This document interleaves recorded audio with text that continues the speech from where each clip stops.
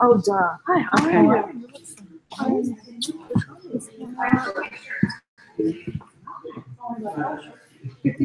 right.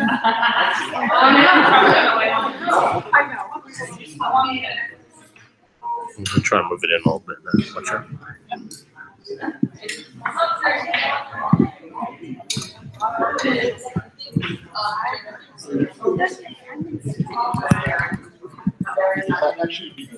It's not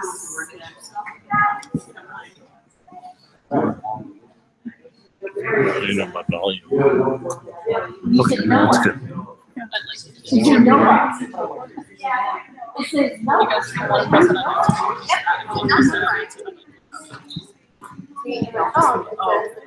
but I can't move in front of it.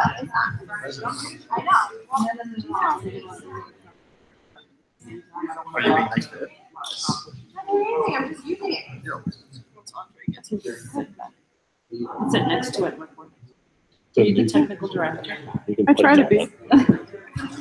I was the brains behind the editing and the blog.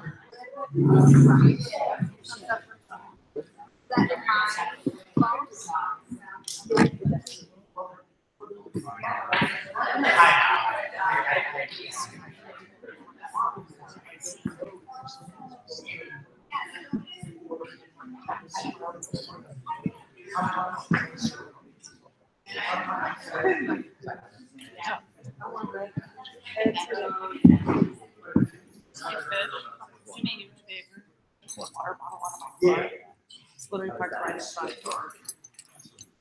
I need to start recording. Good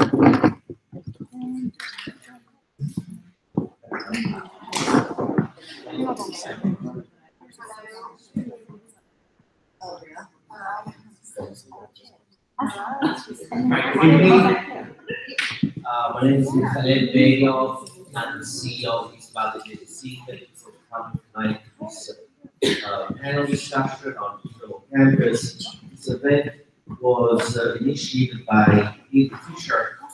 She came to me before with this idea to create this panel discussion here at East Valley J. And actually, I embraced the idea wholeheartedly. Besides Haley, we have here other three panelists. So we have here Norma and Corey, that are two students, as well as Andre. Andre is the program director of East Valley J. Without further ado, I would like to introduce Haley Fisher, the moderator of the panel, is currently a high school senior and basis tenure. This panel is part of her second project, which is investigating the effects of the boycott, the investment, and sanction known as TBS movement and anti-Israel sentiment on U.S. college campuses. For her project, she is interning with the Jewish National Fund, the JNF, in the Arizona office. Haley first became involved with the JNF as she attended Alexander Moss High School in Israel this past summer. She's also involved in many Jewish community organizations across the East Valley as their Israeli Affairs Vice President of her United Synagogue Youth chapter at the Temple Shalom of the East Valley, at the East Valley LCC for years as a summer camper and now as a counselor. Additionally, she attended the American Israel Political Action Committee Policy Conference for the first time this past March with her US-wide region for West. And in the fall, Haley will start to pursue her undergraduate degree at IDC Herzliya, Rekanati International School in Herzliya, majoring in business administration. Please welcome Haley.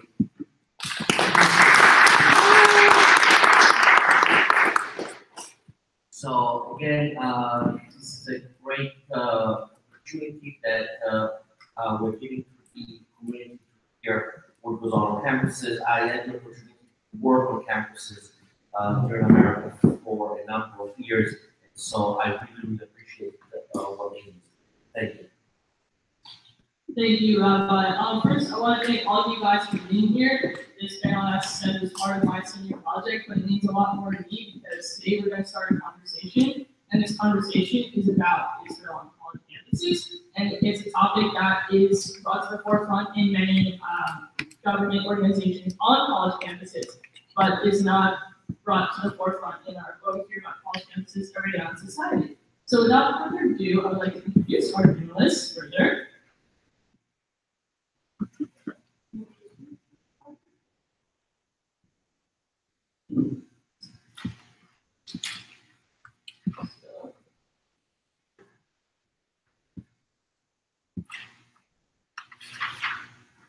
So first, I would like to start with our youngest of the panelists, Corey, in the center. Corey Kazanovich is a junior at ASU studying civil engineering. He has actively been involved in pro-Israel activism from a young age in both formal and informal capacity. Corey has attended numerous APAC events, including Saving College Leadership Summit 3 times and APAC Policy Conference. Corey was a student senator for the School of Engineering in the ASU student government, playing a critical role in blocking TBS emissions. Additionally, he served as the Israel Coalition on-campus fellow for the 2016-17 school year, has been an ASU APAC cadre member since 2016, has been an active member of Students Supporting Israel, and has volunteered on various political campaigns as a representative of the pro-Israel community. Please welcome Corey to the stage.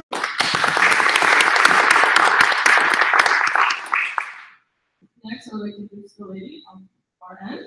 Norma Jean Owens is a junior at Arizona State University as in the Center of Jewish Studies. She will graduate in the fall of 2019, receiving her second bachelor's degree. After graduation, she will be a secondary English.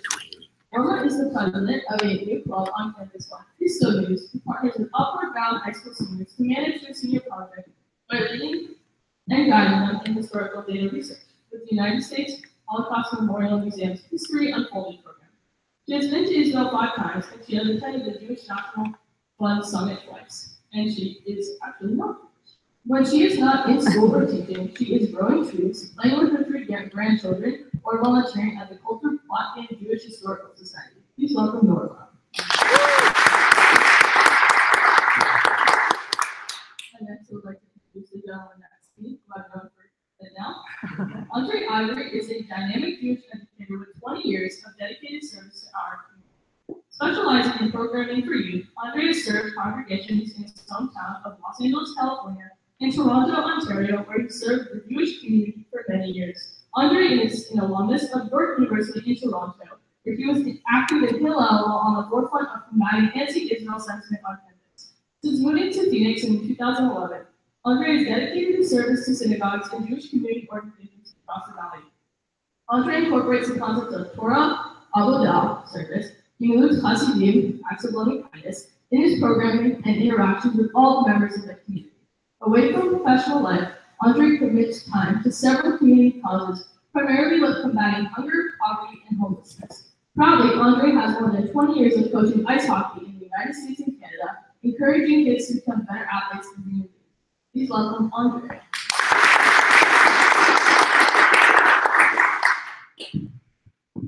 Before we formally begin our panel, I would like to remind each of you that please silence your cell phones so everyone has the best listening experience possible. And I would also like to start up with a little thing that's been happening at New York University. At New York University, in these past 10 days, there has been a boycott, divest, Sanction referendum proposed in the student government, and the goal of this BDS movement across college campuses is to try and delegitimize the state of Israel and stop students from buying Israeli goods or supporting Israel in any way, shape, or form. Students that supported this referendum at NYU in Manhattan include the Jewish Voice and Peace Club that stated that a birthright trip was toxic and Islamophobic, and additionally groups like the Association for Asian American Studies and National Women's Studies Association also supported the referendum. So let's keep that in mind while we're hearing from the panelists. As I've already said before, on the flyer actually for this event, it said that there are 148 American college campuses with anti-Israel clubs. Like I mentioned before, the main type, the movement that students will see is the BDS Boycott, Divest, Sanction movement, and a major club that students will see trying for BDS referendums for are for the Students for Justice in Palestine Club, SJP. The club calls Israel an apartheid state, and many campuses allow there to be an apartheid week, where many students protest the existence of Israel and put up an apartheid wall portraying anti-Israel sentiments for the entire student body to see. first question.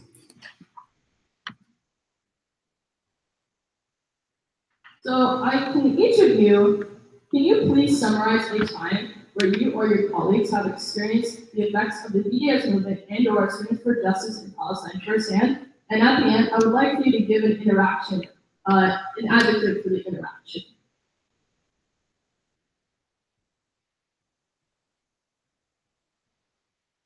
It's an interesting thing on Canadian university campuses. There is a deep-seated anti-Israel active sentiment, and it really presents itself on multiple levels and in many different occasions. And one that sticks out in my head is during each university tends to have an Israel apartheid week on campus. And I remember arriving on campus one day during university and going through my usual walkways to get to where I needed to go. And a friend of mine came up to me and said, you shouldn't go this way. I think you need to either one, see what's further on down the road, or go some other way because you may not want to see it. Well, me being curious and trying to figure out what was going on, I kept going.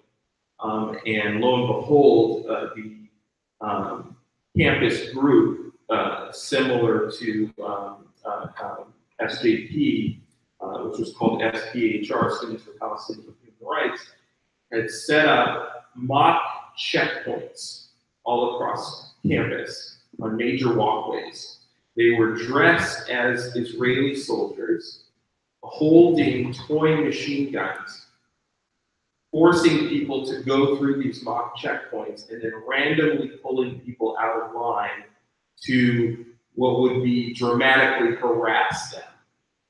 And it was done as early in the morning. It started at 7 o'clock in the morning to avoid any opposition, any white Hillel on campus from really getting a head start on combating. And the one thing that comes to mind about that instance, the one word that comes back to mind was combative, because you're forced right away to be on the defensive about your positions, and you have to react. And all of a sudden, you're trying to make as many phone calls as you can to try to counter what they're doing, the image that they're presenting. Their checkpoints even had, Israeli flags on them.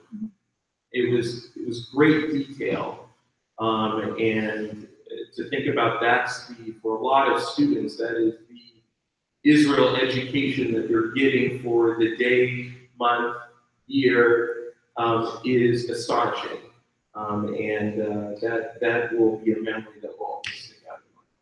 Thank you, Andre. I feel like your story really illustrates that Jewish students on campus in Israel schools often have to be defensive before they become offensive. So thank you for that. Corey? So I've been pretty lucky so far. My third year at ASU. This year was the first year that we've even seen the word VBS anywhere on campus. But my friends at other schools weren't so lucky. I'm from the University of Michigan, and last semester, their student government passed a VBS resolution called Divest that was brought to the floor. I believe the club's name was Students Allied for Freedom.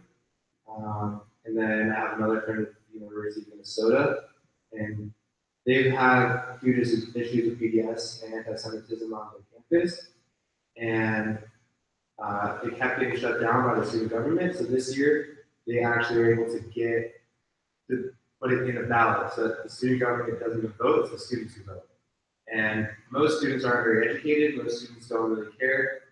So it was really just a numbers game at that point. The Jewish students versus other students who wanted BDS, and they lost. And we didn't pass at the University of Minnesota 6 months ago. And so if I had to describe a word, I'm not very creative, but I would say saddening for two reasons. One, because like Andre just mentioned, it's saddening that this is the education people get, that's what they see. most people don't pay attention to the news like Israel. The second thing I would say the sad thing, is that Israel really helps everyone greatly, especially in America, especially at a university campus, where we use so many different technologies. The education we receive, a lot of some of those from Israel. And so it's saddening that people want to get rid of that. They want to be able to make their own lives worse just because of it.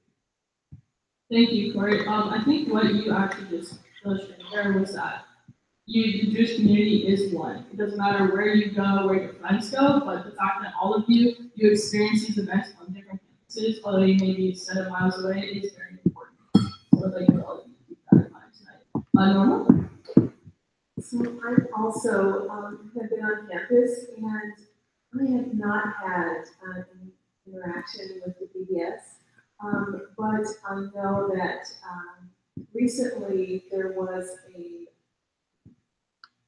a lawsuit that was put up against ASU by one of the guest speakers from California who actually supports BDS. And he actually submitted a lawsuit against ASU because ASU had previously said if you want to come speak, then you have to lay down your commitment to BDS because of the law here in Arizona does not support BDS.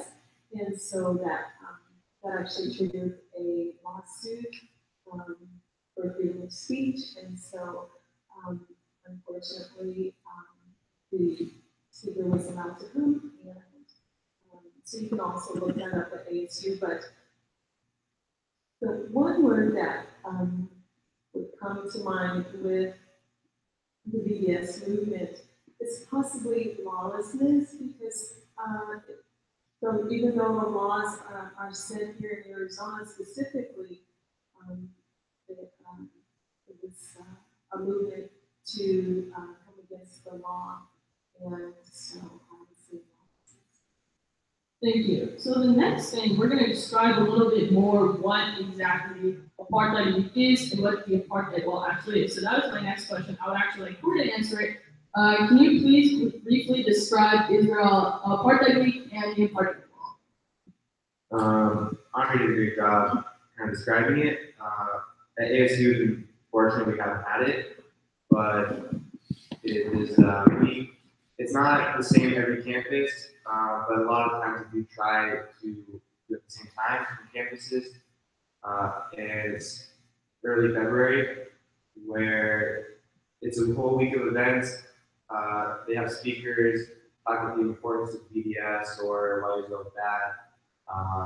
They have different events where they simulate the checkpoints, and I have only heard stories about the apartheid laws at ASU from my older brother who did have to deal with it. And when they had walls, they had a wall set up right in the middle of campus. Everyone passes the spot, no matter where you go to class. They had kids dressed up in really soldier uniforms with big guns, and he's yelling at everyone, trying to scare kids. And they would give them flyers with informational packets about all the people that Israeli soldiers have killed, and things like that. So that is what I know about Apartheid Week. I've seen videos on Snapchats or on Facebook from other schools, and the goal of it is to make the students feel scared and to get the other students that are not familiar with the conflict and how everything going on, to try to get them to be, I guess. Since Andre said in the beginning that he had experience with the actual law, I would like to pass the mic to him and have him describe exactly what he saw on the wall. I think Apartheid Week, first of all, it is a misnomer, first of all. The one great set of interactions I had during Israel Apartheid Week at York University and sort of overseeing it at McGill University in Montreal is the fact that if you come across students whose families are from South Africa, this is the week where they get the most upset because they feel it is an absolute misuse of the word and a redefinition of it, and very loose on that. It is overall not just about a wall and what is written on it. It is an attempt to re-educate people. It is an attempt to solely define Israel by its interactions with the Palestinian people, and not an attempt to define Israel by much more than just a conflict. And we all in this room know that Israel is much more than just what we see on the news.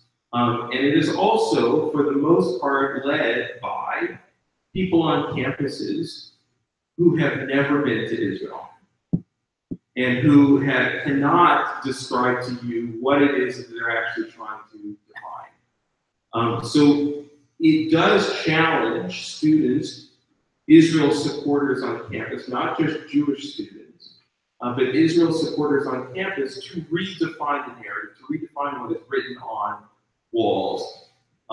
At York University, there were several walls. And in fact, they would place them at points during the course of the day. They would move them from area to area so that if you were on your way to class at any given part of the day, you would pass by a small section of their wall, and on it would be a banner with a picture of an Israeli soldier with a bayonet, stabbing through somebody. Now, like I said before, if you are not familiar with this is your first Israel education. So it is incumbent upon students to find a way to the facts. And that's what multiple groups on campus end up having to do. There is one disturbing fact about some Israel apartheid groups on several campuses, and that is that some of them are sponsored by Jewish professors on campus, who are, and at York University this was the case, Israel apartheid group was sponsored by 2 Jewish professors on campus. And any Israel education to that effect was sponsored by these professors. So it is at the very base of it about education in images, what it is you see about Israel, what it is that you should know about Israel. But it comes in many different forms. I mean, the University of California in Irvine leaves up a wall for an entire week.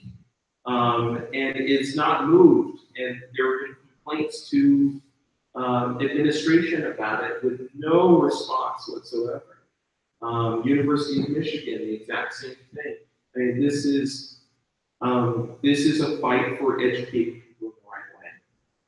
Unfortunately, what you said kind of sounds like it's a bad cycle. It keeps going. Nobody has done much to stop it. So today, one of our jobs here, I put this panel together because I wanted to all you guys how to be activists, and that's what we're going to shift this panel to now. So we're going to still stay a little bit on the topic of the wall, but one of the problems I have personally heard about the wall is that many students see it who do not have any information or opinion about Israel, just like on the previous set. This gives them a negative impression about the nation.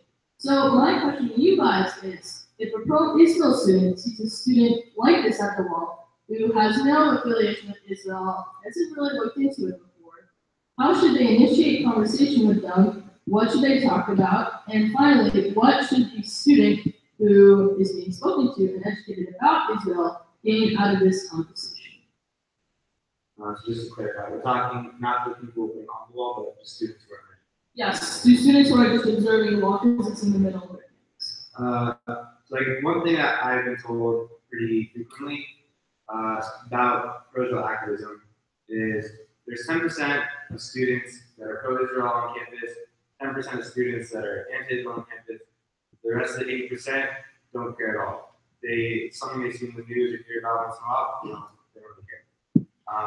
And so the apartheid wall, the apartheid elite, kind of tries to force it or put it right in those kids' faces and give them the wrong impression. So I always think it's best to talk. So when my friends and I in conversations like this, we always go to events, no matter how much it infuriates us or saddens us. First off, we want to know what they're saying. We give the pamphlets that they hand out, but then we want to talk to students that don't know. And a lot of kids really just don't know. When you talk to them, you tell them the fact that that's not what they're being told. They really do listen to it. It does open their eyes. A lot of students don't yell back at you because they don't know themselves and they want to. So always be respectful. Always talk even to the people putting on the wall. I like those conversations as well. I want some time for them. And just talk with students and treat them like your peers because they want to know that. So one of the things that I think is very important is to keep communication open. And so as you're standing there, you can, I know it's real important to maybe share personal experiences in Israel.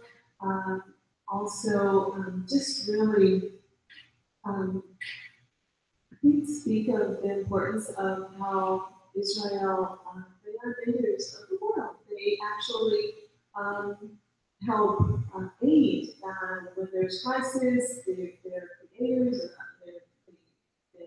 of cell phones, and so really combat the negative with positive, but also stay humble, just talking humility when you're speaking, because I think just having that dialogue with that student and being sincere and not aggressive, and I think that really makes a difference.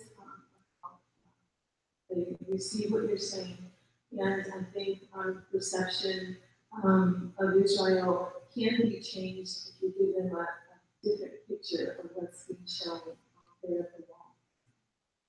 Thank you, Norma, for saying, I think the really important thing that you said is you have to let people know what Israel is all about. I mean, like Andre said before, it's more than what you see in the news with all the fighting, and that's why I encourage anyone at any age to actually go to Israel. It doesn't matter what organization it's with, if you just want to go by yourself, it's important you go to Israel because the thing we connect to as humans is personal experience.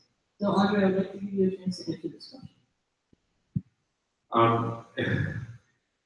I've had plenty of experiences both right and wrong. And it draws back on a lesson that I learned from my mother many years ago. Don't yell. Whatever you do, don't go in guns blazing. Because that's just it puts them on the defensive, puts you on the defensive, and then no communication can happen. I learned over time to always respond in one way. I've been to Israel, and in the Israel that I've seen this. And then you will find out that most of the people who you're debating with have never gone. They are talking about something that is in their imagination.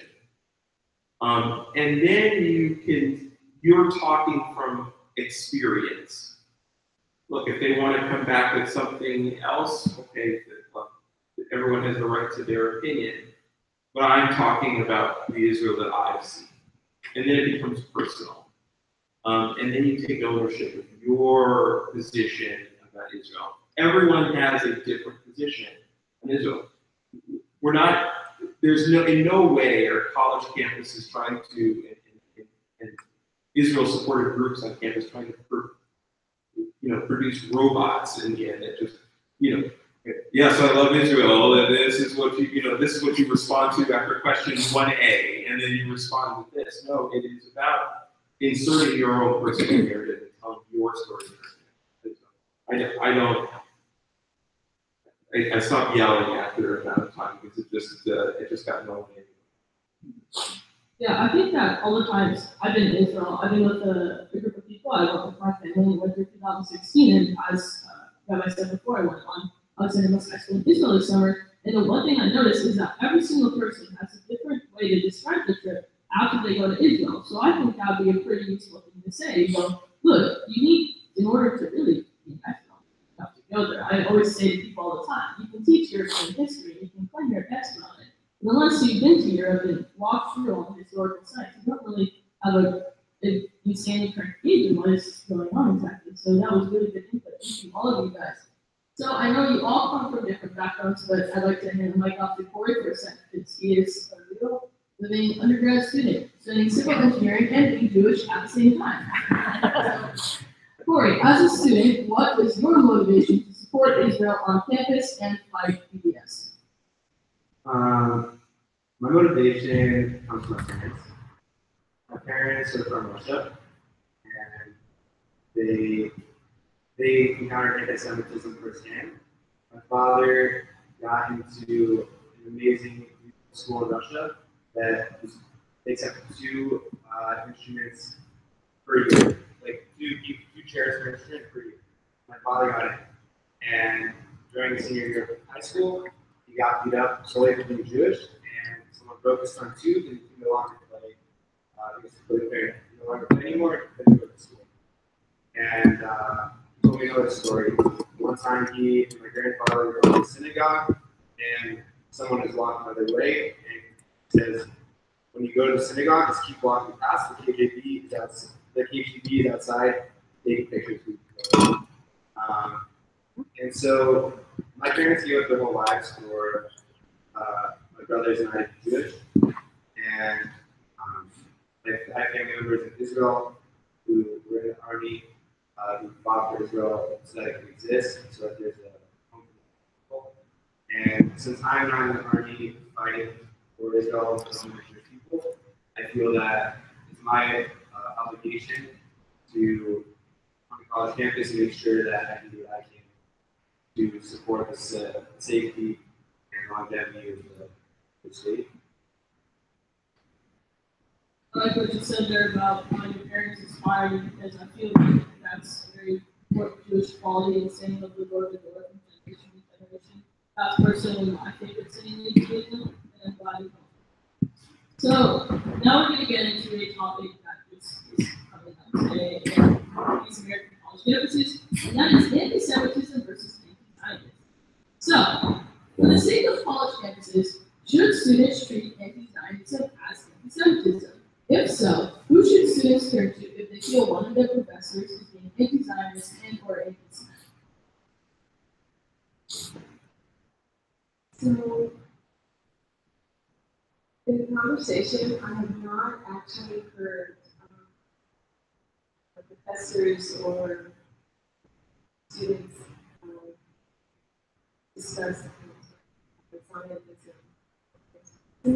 They don't actually use those words, but recently, I addressed the director of the language department and I take Hebrew, and I noticed that at the round table, all of the languages are represented, and they're represented very well. So that students, there's no wonder how Hebrew is not there. So all of the language, all over the world are listed. Hebrew is not there. So I did just the director. Very language that I'm studying, that I'm doing a certificate in, is not listed. And he was very nice. He took me to his office and he said, "How do you address this?" And he made a very confident statement. So I said, "Great." But after a month, it's not there. So it's did send an email.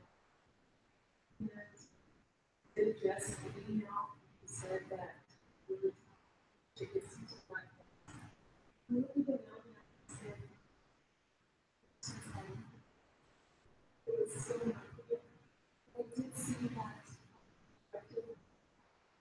And he saw me coming and immediately he raised his hand and he says, look, we're not having any discussion about it. And so I'm not sure where that finds him, sure where to place it.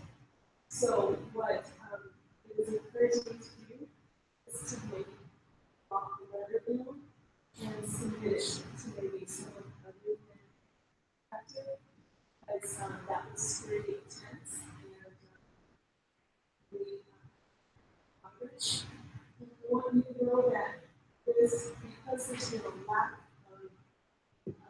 to report people, the program so admissions into the has decreased. It also not only affects just the Hebrew program, but it also affects the Syro Jewish studies because the degree program is Hebrew. So you can imagine the triple effect of this. And so that's been my all, I should say, big stream of small stream of time. Thank you, Norma. I was really slow actually told me that story when I first met her, and I was shocked. I mean, Hebrew is a language, and the fact that, like you said, I don't know why Hebrew wasn't listed under the languages, because fundamentally, Hebrew is a language. So I think that really is the undertone of what's happening on college campuses nowadays. Sometimes we don't know why these anti-Semitic or anti-Semitic acts happen, and when we try to fix them, we get no response. So a lot of things we keep in mind. Corey?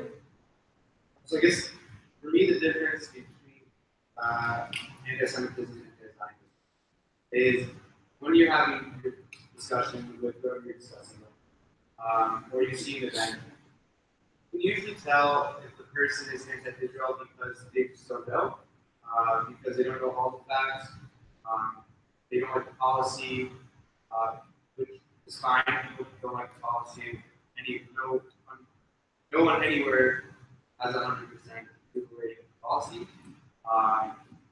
Or you can tell if a person is anti-Israel because it's the home of the Jews, or because they are anti-Semitic.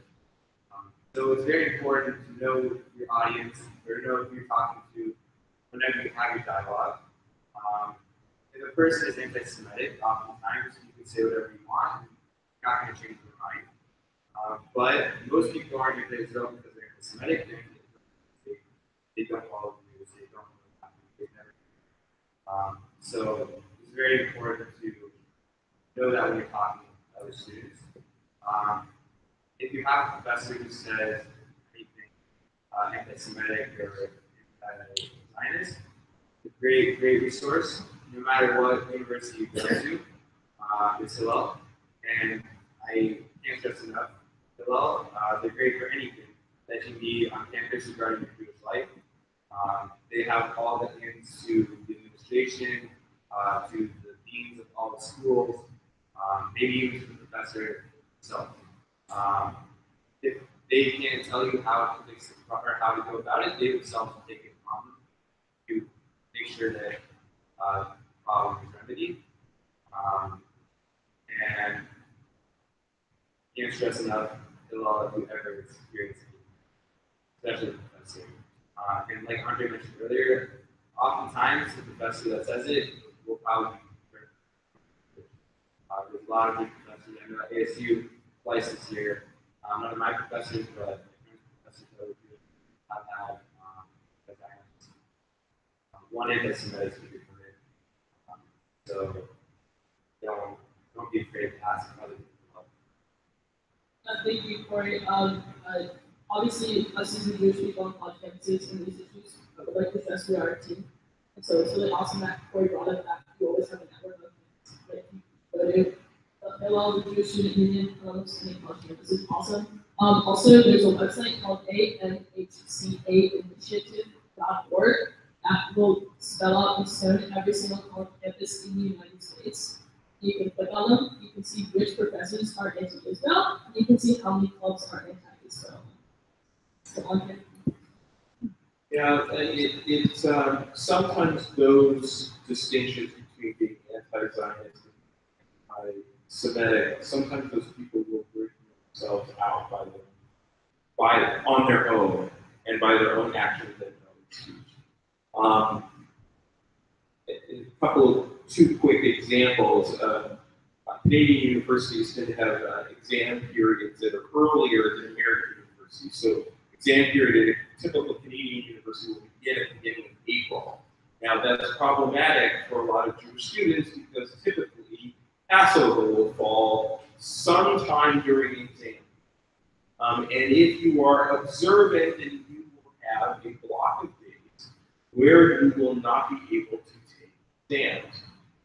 And if every student on a college campus should know your rights as a student, who you can protest to if you feel that you're being wrong, what are your rights in terms of religious observance of any type of religion, know these things because they become incredibly important in framing your arguments against either systems within the university that present themselves as uneducated about Judaism or blatantly anti-Semitic.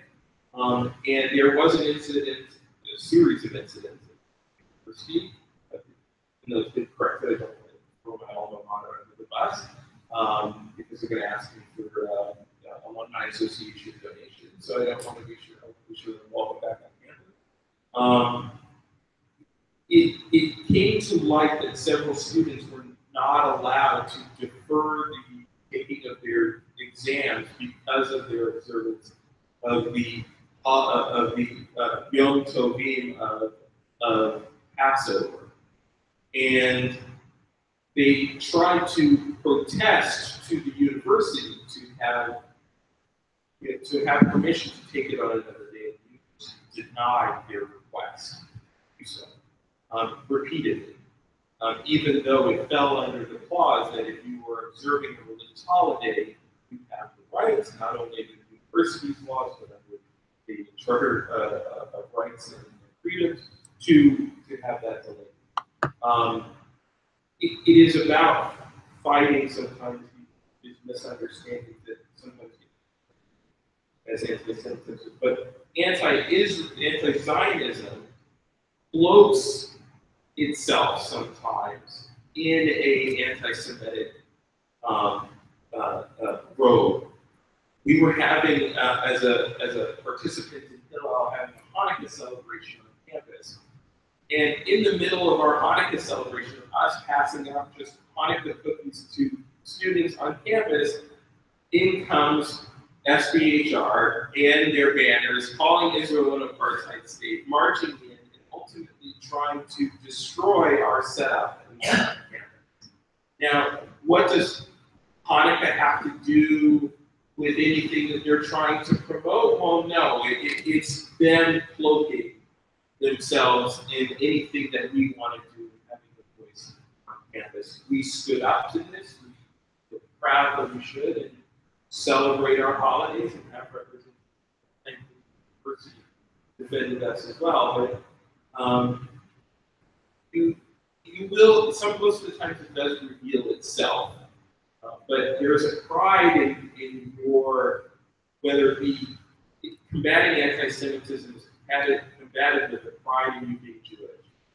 Combating anti-Zionism comes with a pride in you, supporting and understanding what Israel is about. You can't just, roll up in a ball and hide. You have to combat it by being proud about it. Thank you, Andre. I think what you said was important there is that it could be something as simple as a cookie that, for lack of a better word, triggers these clubs to come and to proactive protest. I mean, that's feeding into our next question, too. So, what is the best way to combat protesters? How do you vote this government?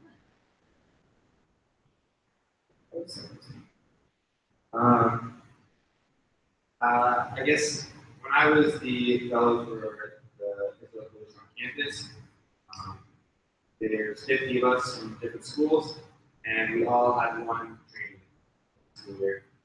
Most of the kids that year did deal with BDS on their campuses. I was lucky enough not to, but they would always tell us, if you're having a Roseville event or a Hanukkah event, and people come and try to stop you from having that event, there's a few things you should do. Like Andre said earlier, never yell, always be respectful. Second of all, you should videotape it, because they're videotaping it. And if you yell, they will cut out that one part of the clip of you yelling at them, and now it's your fault. They're not going to show the part where they came in and stopped your event. They're going to show the part where you retaliate. But it doesn't mean you don't retaliate. But you need to be smart about it. You have to be respectful of them, and it's kind of like a bully. When a bully keeps punching you or whatever bullies do nowadays, I was never a bully, so I don't know. If you don't give them the satisfaction, they're going to stop eventually. Here, they probably won't stop, but if you take your event, they're in your classroom, you go right outside the classroom to do the event. They come outside the classroom, you move to a new place. It's always important for them. You don't yell at them, don't hit them, don't anything, but make sure that they know that they're not stopping you from having your event. They're not going to stop you from being close well. Being proud. Videotaping is key. Thank you, Corey. Yeah, so Corey said about the videotaping, I consider that just to have evidence into not even just your own community, but that people outside of your university that this is happening to you too. It's very important. And you can even take the video to the administration and show them that this club is doing this, and they think about it. Which is a good Right, Norma? So I recently put together an event on campus, and the club that I'm president of, the Soul Games Club, we put the week together with Jerusalem Youth and Smallness, and just the advertisement for that went really well. And you know, the whole idea is to be inclusive. And so that's exactly what the event is to do, is to include. And it went really well. There were protests in this. Several of the advertisements were removed, but that's okay. But otherwise, it was a very peaceful event. Anytime I find that as a student, so just as a supporter of Israel, that anytime that I can show good side, a brighter side, combat the negative of Israel, and it's worth every bit, whether signs are removed or there's protests, but really, for me this year, it's been very peaceful. I'm so thankful being able to share the initiative openly, and just having a place to share Israeli story. You know, I was actually fortunate enough to experience Israel Day on at ASU with my international. And it was a positive pro-Israel experience. And my advisor told me afterwards, he said, you got to experience a positive pro-Israel event. And that it's also important to note that there are such things as positive pro-Israel events on campus. Obviously, we hear a lot more about the negative than the positive, but I want you guys to know that out there are a lot of positive pro-Israel experiences to be had. Okay? I actually think that this is an extremely important point, because how many of you are high school seniors? The goal is not to scare you and be like, I don't want to go to college. Go, please. And there are a tremendous number of positive results. I had many of them from cultural exchanges, music, concerts, artists, to be able to have to reframe the discussion towards a more positive light. also positive Israel experiences that you yourself can partake in that bring Israel to a different light for yourself, and that brings a whole different discussion. And then you're more equipped to take the discussion in a different way. There is, and participate in those positive experiences. Be part of planning it. Be part of experiencing it, so therefore you can grow your knowledge about what Israel is for you. That's an extremely important thing. Thank you, Andre. Apologies, I'm just going to take a quick seconds. Can somebody name time check? I just want to make sure we have. 10 to 7. Thank you so much. We're going to start question and answer in about 10 minutes, so please start with your questions. In the meantime, I would like to switch over to high school activism. As a high school student myself, and getting more involved in the finance here. I found a lot of times with my peers I get to have pro-Israel interactions, and the conversations I have with them are absolutely amazing. So, let's start with the college students. In a student's college search, should they be deterred from the university if it is notoriously anti-Israel? Absolutely not. My opinion. I really did not want to go to ASU. I wanted to go to U of A more than ASU, solely because they have larger Jewish time on high school. And my mom told me, Corey, if everyone thinks like that, then the Jewish life at ASU will never get you better. And it really stuck with me. And I really tried to get in at ASU to improve the Jewish life.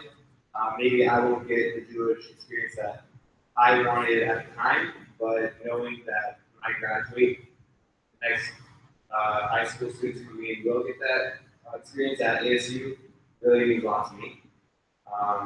And as easy as it is to go to an Indiana university where there's tons and tons of Jews, or even Michigan where they have tons and tons of Jews, but it's still very anti-Israel. It's that much more important. They need the activists there, so that the students that are already there don't get the wrong information. It's going to be harder, but that just means that your job is more important. Not more important, it's all important, but it's going to make that much more of a difference. So I wouldn't let it deter you, but it is something you should be conscious about, and something that you should know when you go in that one of your goals for university is to stop that. So you do well. Really happy at this university because it was a whole point very against Semitic, and now Jewish people can be very proud. Thank you, Corey. Actually, at my Impact Policy Conference this year, there was a Stanford student who was speaking about this on the panel, and he was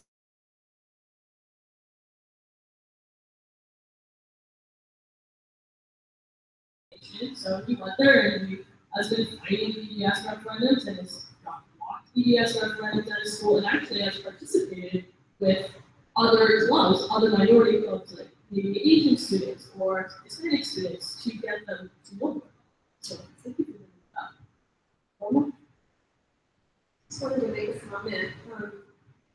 This year, in my senior project, course that I teach through the club, there was a young man, senior, who is Latino, but he's also Jewish.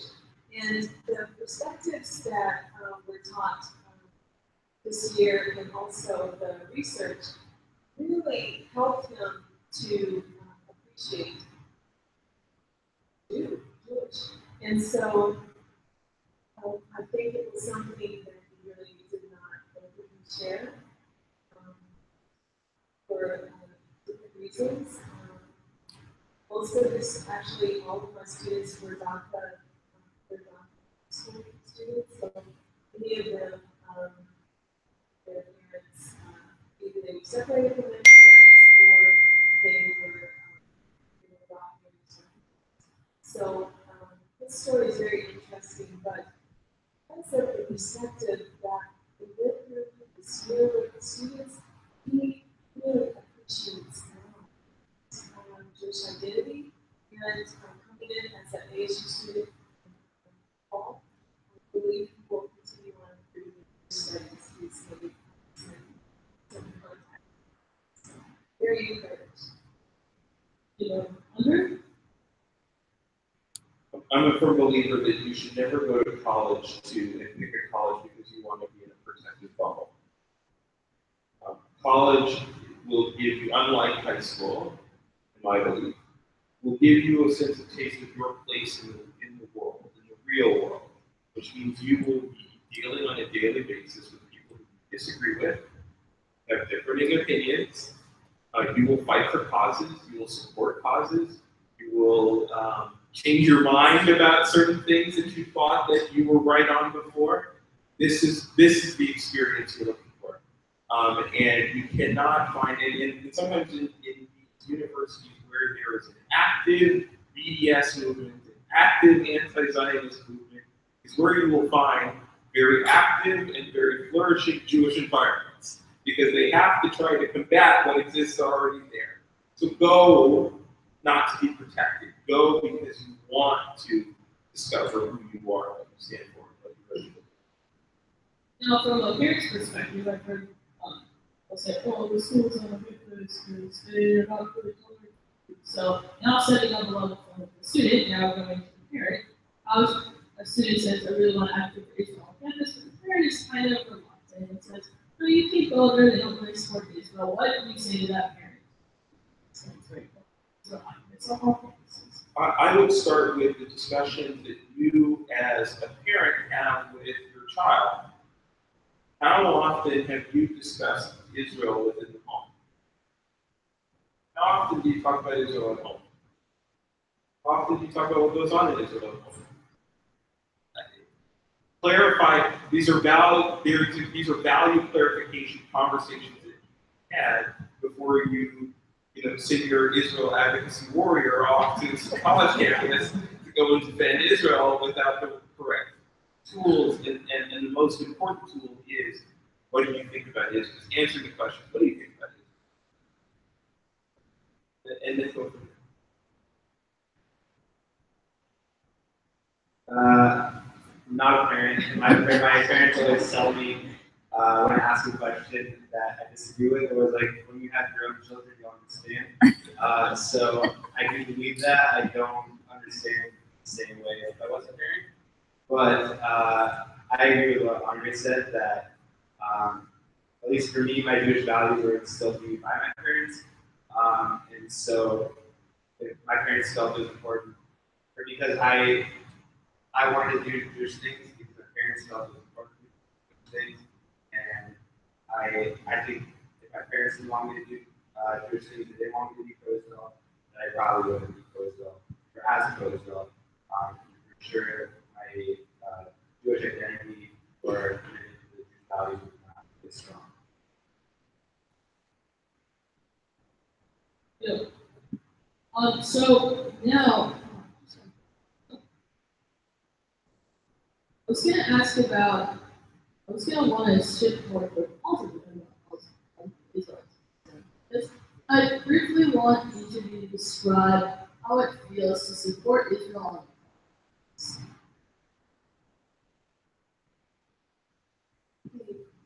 I am an advocate for Israel on campus. I make it it's purposely getting involved and being a voice, purposely involved in supporting this initiative. And how does that affect my circle, the sphere of influence? Well, I think that it's very effective. I think that that knowing that I'm to such a passion for Israel and the Jewish initiative, I think it sparks like questions and you wonder why there's such a love for Israel. And so I get to have that conversation, but more so, it's not just words, my actions follow because I am the president. standing. Just the beauty of Israel and just how important standing with Israel is because of all the things that God does. And so not one nation has not been touched or affected, bettered. The word that you can say bettered. It's very, not a very English word there, but benefit from Israel's land. Their land. So, I would have and stand the bystander. Thank you. Or First week of every year, they have event with every single club at the university as a table, and you walk around and you decide what club you want to check out.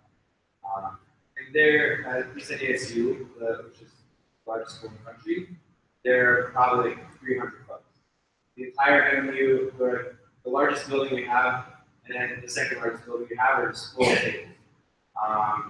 And you could pick any of these clubs. You could do the underwater basket league if you want. You could do the book club.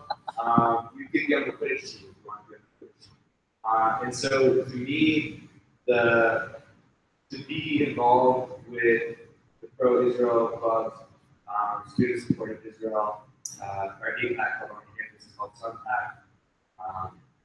To be part of those really means a lot to me, and because I get to help out the cause that is important to me, and it's important to people we talk to, the professors, the other parents at different events that we talk to, because they know that we could be doing any of those other 200 clubs.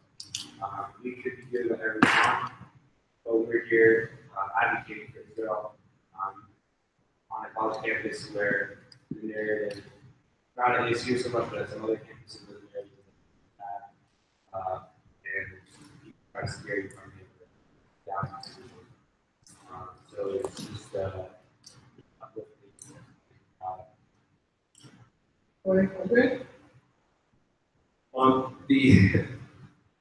the experiences of batting Israel on campus don't hold any sort of weight compared to the beautiful experiences of learning about Israel and Israelis and my own Judaism all at the same time. If it weren't for my beautiful interactions with Israel engagement on campus, I would understand that you get more shawarma if you order it in a laffa than you do if you order it in a pita. And that completely changed my understanding of the world in general and how I ate. I would never have met some of the beautiful Israeli musicians that I've come into contact with, poetry that I've come across, history and historical figures in Israel that have been so inspiring to myself, my Judaism. This and a growth and understanding as a Jewish studies major in college of what it means to study what you study, and that what you study actually took place somewhere, and what it means to the world today. It is, and most importantly, probably for all of you, you add to the diversity of Jewish life on campus and Israel engagement. Whether you have a ton of Israel experience or no Israel experience at all, you add to that. People want you as part of that beautiful. Thank you so much, Andre. I would now like to open the floor up for questions and answers. So if you would please come to the mic.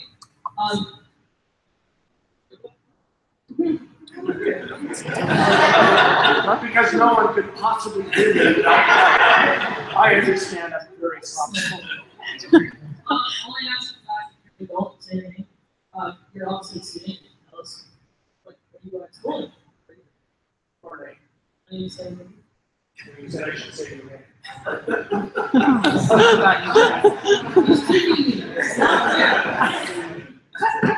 My name is Steve Nolan. But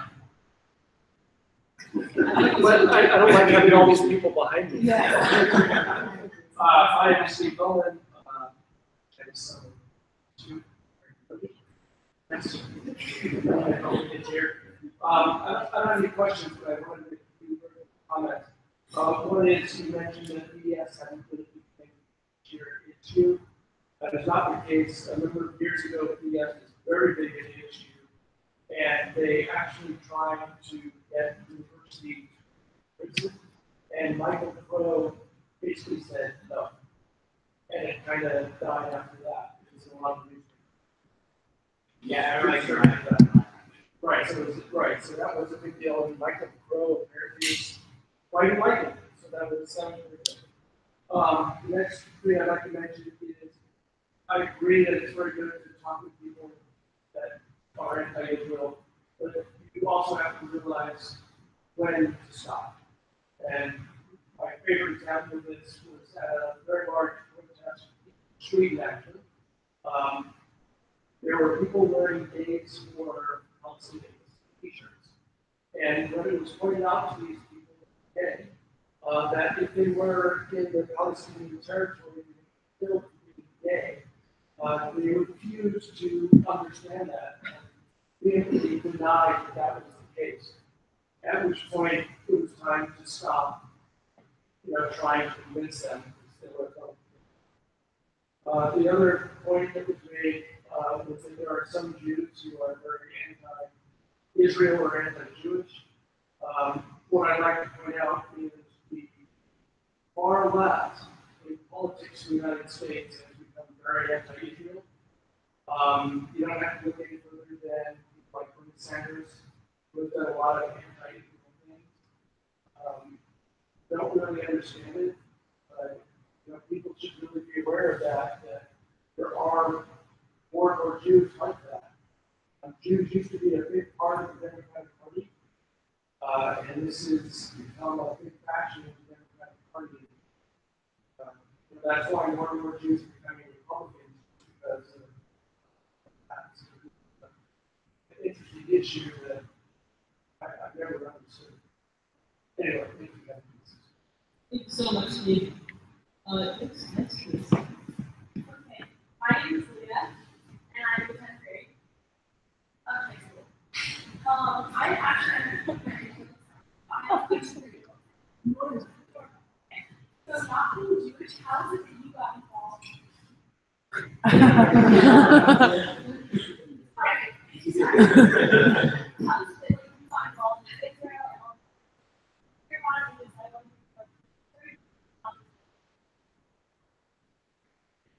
Thank you for asking. And it started on my first journey to Israel in 2011. Going there with my husband, we went there just to volunteer, but not knowing anything about Israel, it changed my entire life. And so it just made me hungry. It made me hungry to return, it made me hungry to know more about Judaism. It made me hungry to,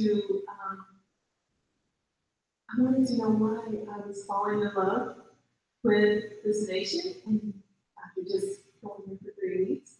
And so it just grew, that's all. And after my third trip, I asked my husband, what can I do to learn more about this nation that I love and the people and its language?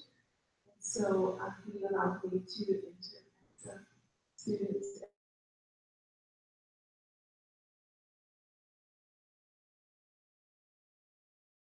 But it's been the best journey of my life. And so I'm getting everything that I need, and I'm so satisfied. So thank you for asking. Thank you, Noma. I think what you really illustrate in that comment is that your experience provided your thirst. And I think that's true to a lot of things in life. Like, my dad never told me to pick up a basketball. He never fallen in love with the sport. So here we are today. I love basketball because I experienced it and provided my thirst for learning. So thank you for sharing that example with us. Anyone else please come up, ask a question? I'll just take it out and try to consider that. Yeah. By the way, I am the oldest husband. When we went on that first trip in 2011, I just want to kind of found out a little bit about what she was saying there.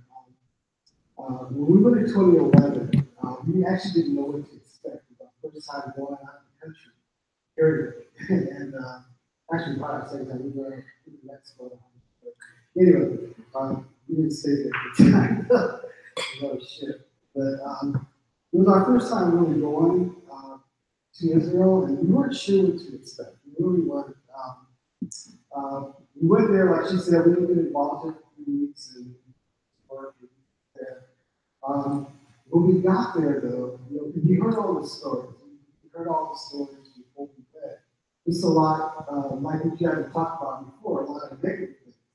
You know, and people would tell me, people that are coworkers, people say, hey, they're fighting with you. Why do you have to go to such a dangerous place? And why do you want to go hang out in this place? I was telling you, so, I said, we don't really know where we're just going to go.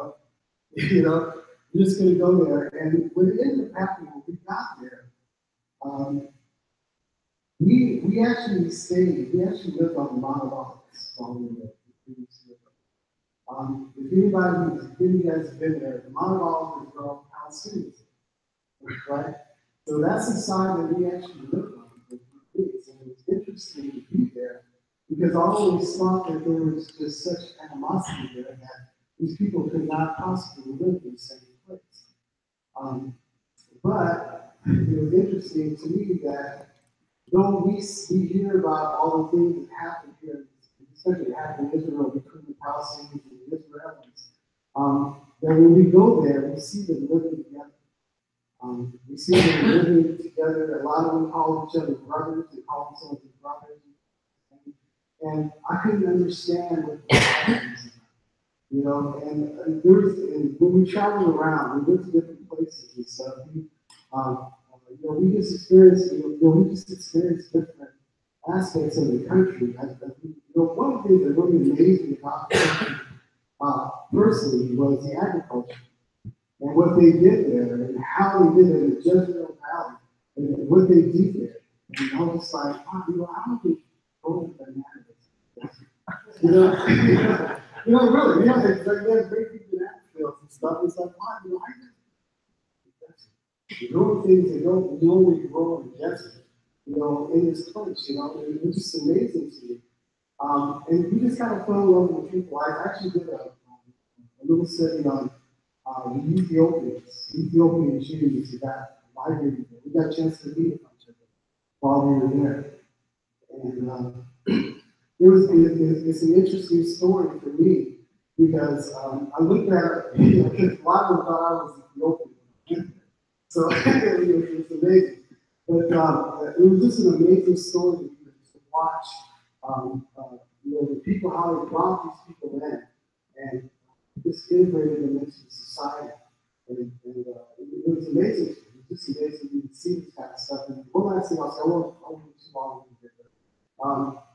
One thing that I noticed when I through these last few years that we've been going back and forth and just kind of experiencing different things that are developed is that I grew up during the civil rights movement, right?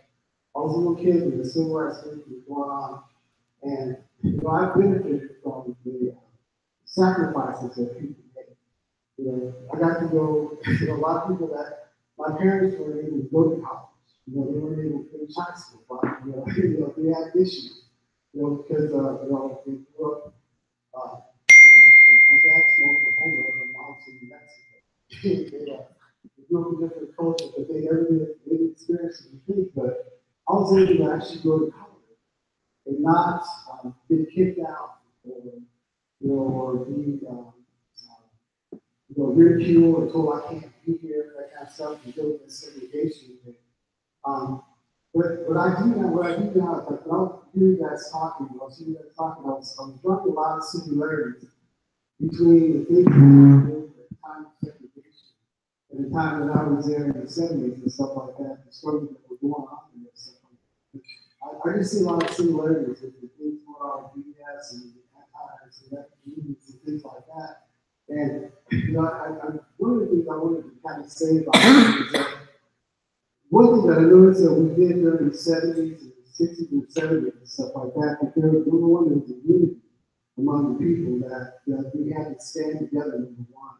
And the other one was that, you know, we also had to speak out against the things that were happening, you know, and do that. And I see that. I see that happening with a lot of Israeli supporters. But I'll just say, you know, I just encourage people to keep on doing that.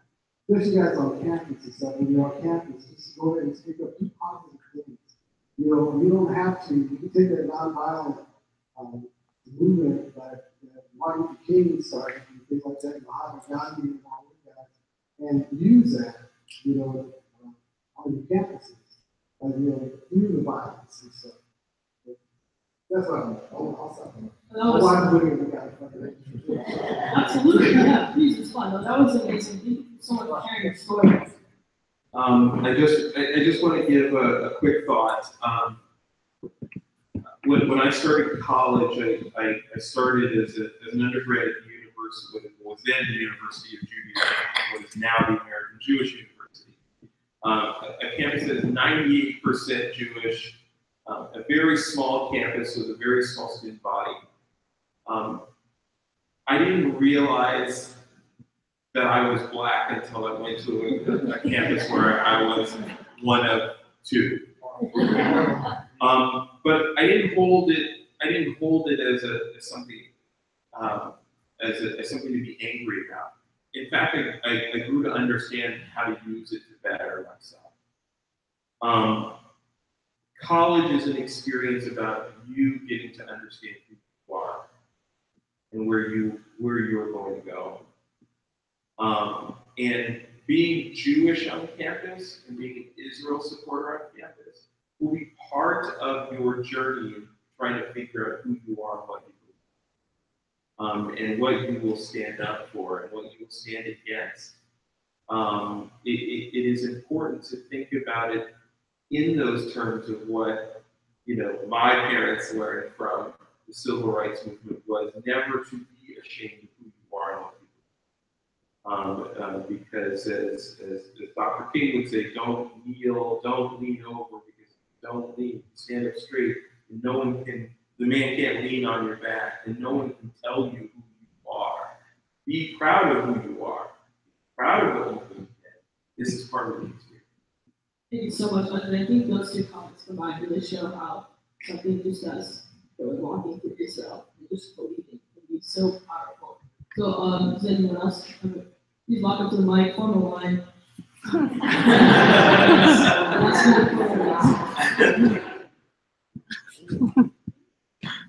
My name is Jeremy, and I'm a junior in high school.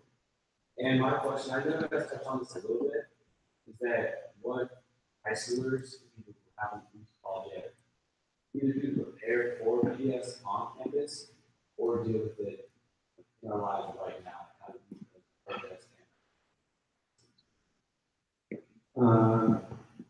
So I guess no matter where you go, probably whenever you ask someone what's one thing that I should do in college, or what's one advice you have in college, probably everyone's going to tell you get involved in something. And it's the same thing in high school. You don't even wait till you're in college. I'm a strong believer in APAC. So APAC has high school stuff. APAC's not for everyone, but they have JSU, Jewish Student Unions, USY, UIO, NIFTY, all the Jewish youth groups are great for that kind of stuff. And also to prepare, I think knowing about Israel is the first step to combating BDS, the BDS movement. So if it's something you're actually passionate about and you care about, make sure you stay up to date on the news. Make sure you learn the history a little bit so that you can have a conversation with people that know history. And go to Israel. What? And go to Israel. I didn't go to Israel until later, but if you have the opportunity, absolutely, for sure that is. For yourself, you should know what's going on first. Thank Thank you. Next question. Now, one panelist answer. My name is Joshua Whitman. I am a junior in high school, and I was wondering if you could repeat one more time the website where you can find. Yeah, so one that just specifically lists all of the universities and the anti-Semitic professors and the Fulton campus is AMHCA Initiative. So it's the AMHCA Initiative. That website is super informative. As far as actual materials, former ambassador to Israel, to U.S. from Israel, Jay Ayalon has a website called thetruthaboutisrael.org, an amazing website. I went there and I was like, yes, this is awesome. That's what I do every time. Also, the organization Stand With Us, which I'm sure you all have heard of, has pamphlets that they hand out. They literally make fact books about Israel. Those. And they're super awesome, super in-depth, and specifically meant for high school and college students. So between those sources, you should be able to get educated on Israel, but the main thing is go to Israel. My name is Sarah. I'm a junior in high school. So after the U.S. Embassy was announced, the U.S. Embassy was going to move to Jerusalem, everyone saw that as an attack.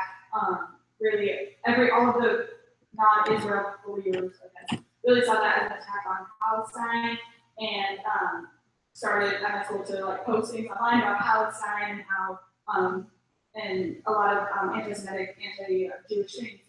And I know I've had a lot of discussions with my Jewish friends. There's a lot of Jewish jokes that are meant to be funny, but really just very, very anti-Semitic. So I would just know if you guys have any tips or any little things that you guys do to deal with that frustration and like that internal anger.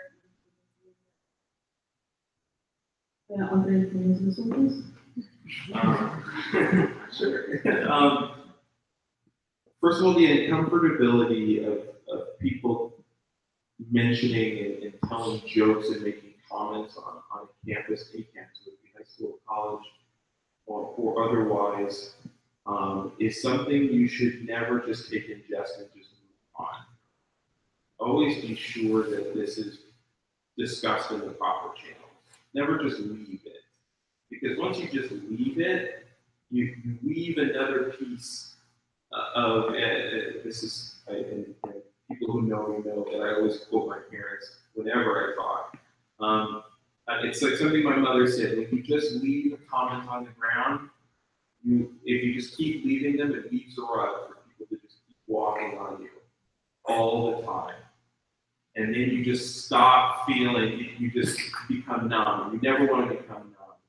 Say something about it. Second thing, in terms of discussing Israeli political issues, which are in depth and very complicated, I would suggest this is where the engagement piece comes. Learn about Israel in several different ways. Always, as Corey said, keep up with what's going on and form your own opinion.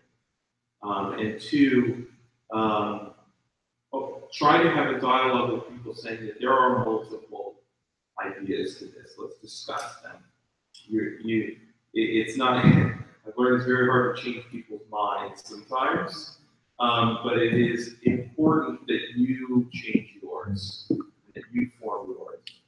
So being informed is very, very. Thank you. One more. Yeah, I think we have time for one or two more questions. Hello, my name is Gail and I am not in high school. So, but what I want to point out is I love that there are kids here from high school. And I want to thank you because 32 years ago when I came to ASU from Los Angeles, I was very active in U.S. violence individuals. I spent every weekend at DJ. We do not have this. We do not have this opportunity. When I came to ASU, I figured everyone there was Jewish. All my friends were from USY. Everyone was Jewish.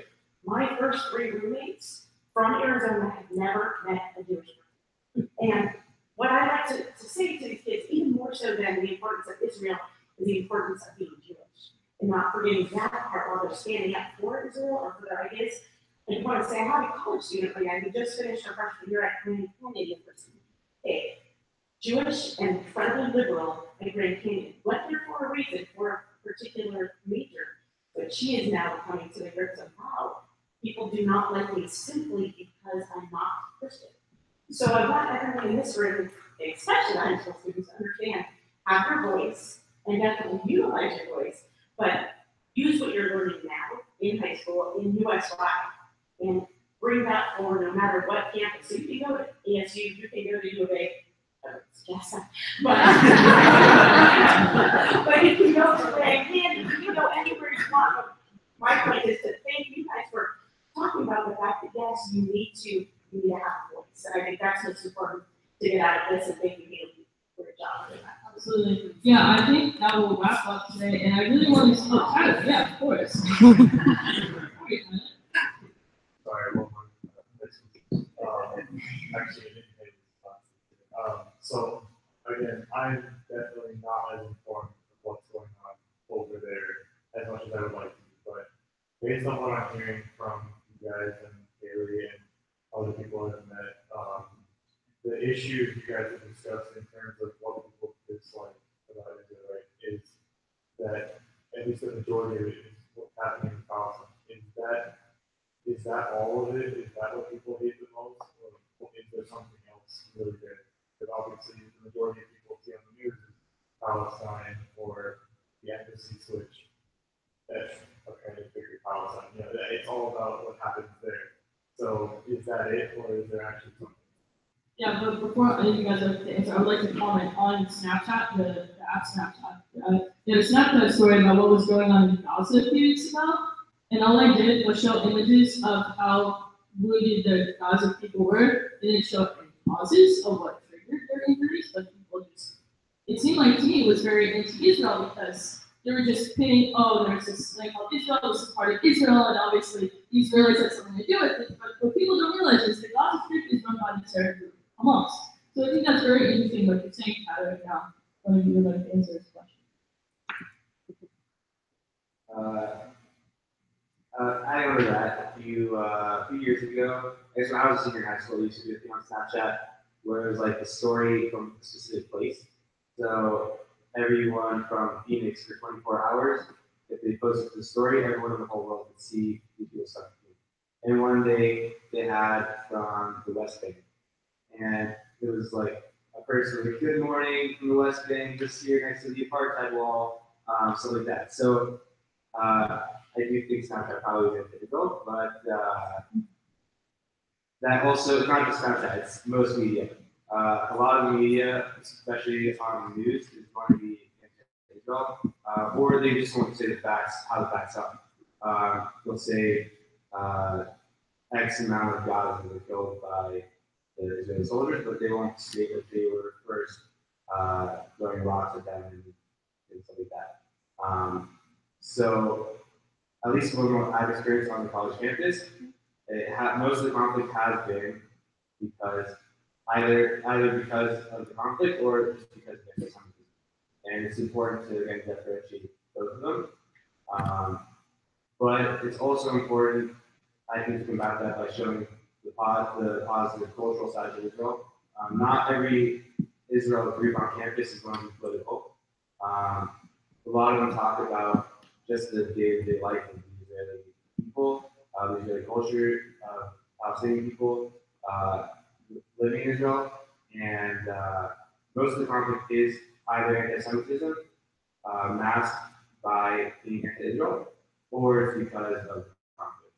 But knowing what's going on about the conflict, knowing how it started, will really help a lot in being able to not only stick up for it, but I think one of the last important thing is not be scared about it. If you know your facts, you know it's right, you have your opinion, there's no reason you should be scared about it, no matter what the other person is saying. And you be proud to be Jewish, and you be proud to be pro-Israel, and you be confident in the fact that you're pro-Israel.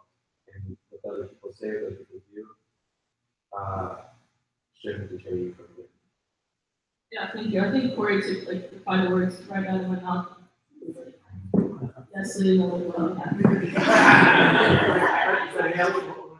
It's important to realize that anti-Semitism like this has been going on for almost a couple thousand years. The Palestinian thing is just the latest adaptation of it, latest manifestation of it. But it's nothing new. It's the same old thing, different clothes. In my first class that I took at ASU, Judaism 101, there was a quote that I brought that I wanted to just share because it kind of goes along with the question. But Hillel draws a link to love and study is to love the neighbor. Knowledge of God is to have knowledge of the neighbor. Recognize the other as being with us. Recognize that if I can engage deeper to know the other is to include. Thank you. All right, Leah, you want something that's really fast? Yeah, it's fast. Okay. So my name's Leah. And I just want to know, because we keep on talking about knowing what is like really going on in Israel, what is false information put out there by the media outlets. My question is how can we as like make sure that we're going to sources where it's true? Because it's very difficult to do that. So what do you guys recommend as how we should put on Israel? Like going there is like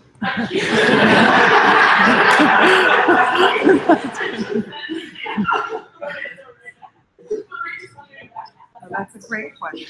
That's a great. So much of what's presented, I could roll down a list of like wonderful websites and newspapers that you should all have an app for, news outlets that you should all connect with. But there's a concept, there's an idea that if you were to go down any street in any foreign country and ask people what is America, and they tell you it's gluttonous people who go to Las Vegas all the time, and you would look at that person who eat McDonald's, and you would look at that person, you would say, wait a minute, Americans are much more than that. We're much more than that. It's about finding things that connect you with Israel in different ways. It's about understanding and finding things that are much more than just news about the conflict. Yes, that's important to know about, but there is more to Israel than just the conflict. There is more to Israel than just the politics. There's more to the United States than just the politics. Read on just politics, you drive yourself crazy after a while. The same thing is true for Israel. If you read on the politics after 5 minutes, you drive yourself crazy. There is much more to Israel than that. So connect yourself to Wonder Woman. Find out about Gal Gadot more. Find out about music more. Find out about literature more. Find out about historical figures more. That's, I think, one very important way to find out what is more. And then some other things will come out of that. That's one. Yeah, in my experience, I found out by thinking more going to Israel, but I chose to enter the Jewish National Fund because of the fact that they have it split up on the website exactly what they do to help the Jewish state. And they can connect you to different projects like education projects or helping the disability center or my field trip that I took, my favorite field trip that I took this summer was to a bomb shelter that was an indoor playground on a city that bordered the Gaza Strip. That was something done by Dana. So I'd say, obviously what Andre said, you have to find ways to feel connected, but I feel like one of the ways to feel connected is by going and looking up these organizations that are doing the work in Israel. So with that, I would like to conclude our panel. I hope you all learned a lot about what it means to be an Israel activist and how important it is for you to be an Israel activist on campus. And I'd like to thank all of you for coming. Have a good night.